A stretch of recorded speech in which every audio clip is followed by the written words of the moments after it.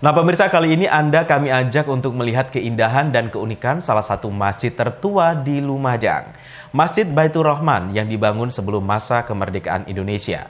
Masjid ini memiliki struktur bangunan unik mulai dari kubah masjid berjumlah 9 yang berbentuk seperti pot bunga, dilengkapi besi yang menjulang ke langit, hingga ruangan masjid yang dipenuhi dengan bangunan kusen pintu.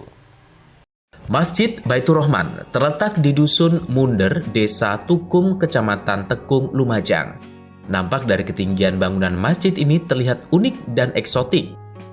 Dari atap bangunan, masjid memiliki kubah-kubah kecil mirip pot bunga, dengan dilengkapi besi menjulang ke langit yang berjumlah 9. Diketahui jumlah 9 melambangkan para wali penyebar Islam di Nusantara yang sering disebut Wali Songo.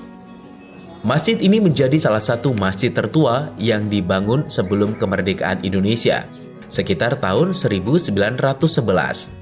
Di mana waktu itu masjid ini hanya berukuran kecil yang dibangun oleh salah satu tokoh penyebar agama Islam di Lumajang, yaitu Kiai Usman yang berasal dari Trenggalek, Jawa Timur. Namun karena semakin banyak murid Kiai Usman, akhirnya dilakukan renovasi pada tahun 1923 hingga 1933 oleh Kiai Suhaimi yang juga penyebar agama Islam di wilayah setempat. Hebatnya, sejak selesai dibangun pada tahun 1933 hingga kini masjid ini tidak pernah dilakukan renovasi. Bangunan masjid ini terbilang unik, di mana setiap sudut ruangan masjid dipenuhi bangunan kusen pintu, atau masjid yang terbuat dari kayu jati, ruangan imam yang berjumlah 3, serta pintu masuk yang juga berjumlah 3. Awal mula yang datang ke sini itu yang babat alas wilayah sini bernama Kiai Usman dengan misi dakwah menyebarkan agama Islam. Tapi Kiai Usman ke sini itu tidak banyak. Dari masyarakat sini pasien, jadi hanya mendirikan sebuah musola kecil. Musola kecil di situ orang-orang yang belum mengenal Islam diajak istilahnya mengerti dan paham serta mengamalkan ajaran-ajaran agama Islam.